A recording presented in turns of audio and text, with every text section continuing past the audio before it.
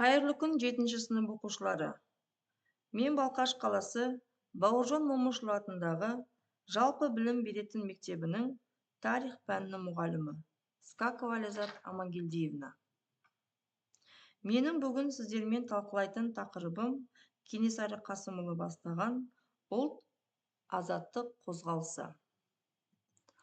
Оқу мақсаттары: халықтың отаршылдыққа қарсы ұлт азаттық күресінің себеп салдарын анықтау, ұлт азаттық көтеріліс басшыларының рөліне баға беру.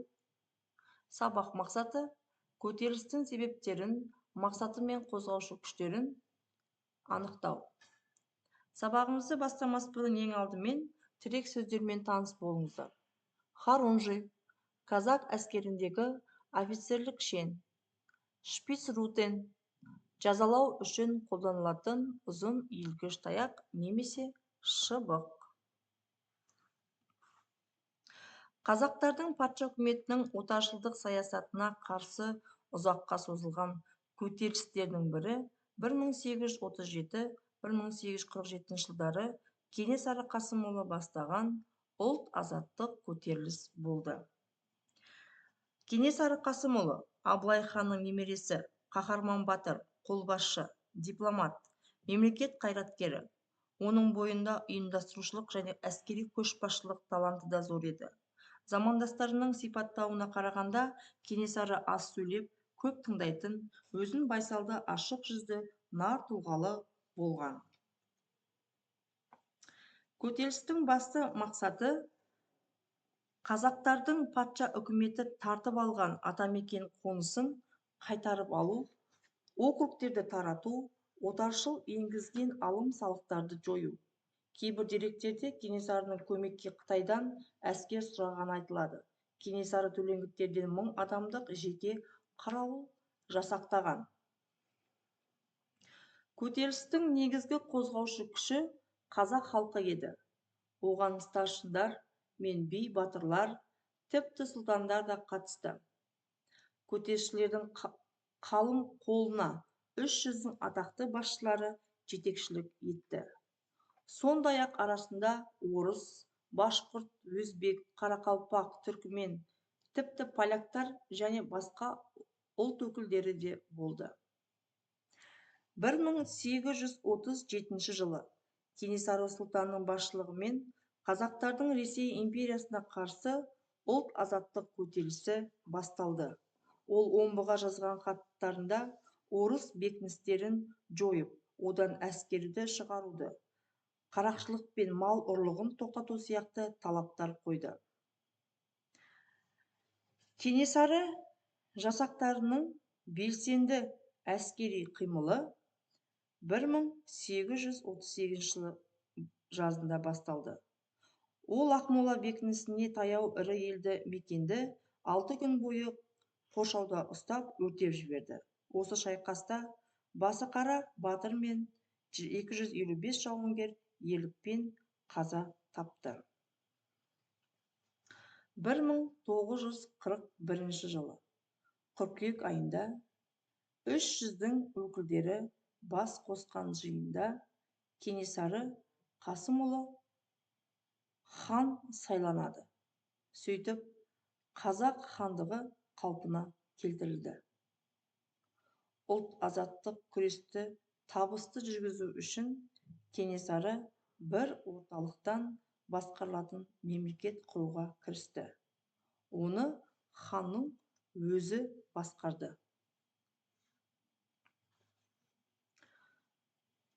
Кенесары хандықты өзінің сенімді адамдарды жасауылдар арқылы басқарды. Кенесары 20 000 сарбаздан тұратын, әрі жауынгерлік қабілеті күшті, тұрақты әскер жасақтай алды. Кенесары әскері жүздіктер мен мыңдықтарға бөлінді. Ерлігімен ерекше көзге түскен сарбаздардың қатарынан жүзбасылар мен мыңбасылар тағайындалды.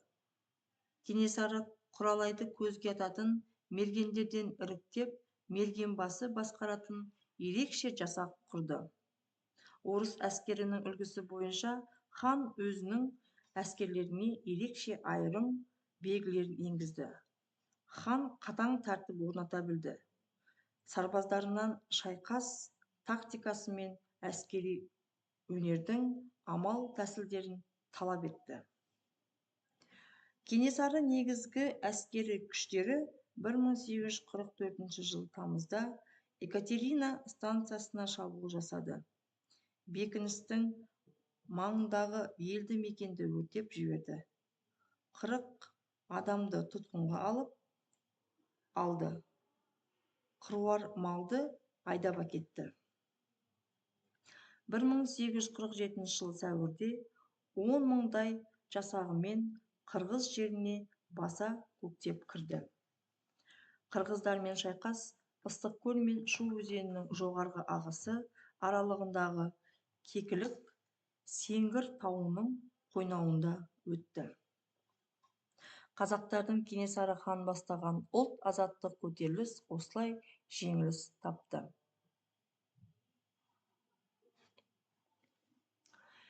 Кенесары қазақ халқын бостандық пен тәуелсіздік жолындағы күреске жұмылдырды.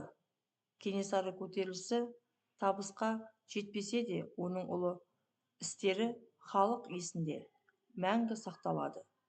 Кенесары Қасымұлы өмірі мен қызметі болашақ ұрпаққа өшпес өнеге. Балалар, бүгінгі алған мәліметтерді пайдалана отырып, оқулық бетіндегі мәліметтерді пайдалана отырып, тапсырма орындаймыз. Кенесары Қасымұлы бастаған ұлт азаттық көтеріліске қатысқан тұлғалар туралы кестені толтыру.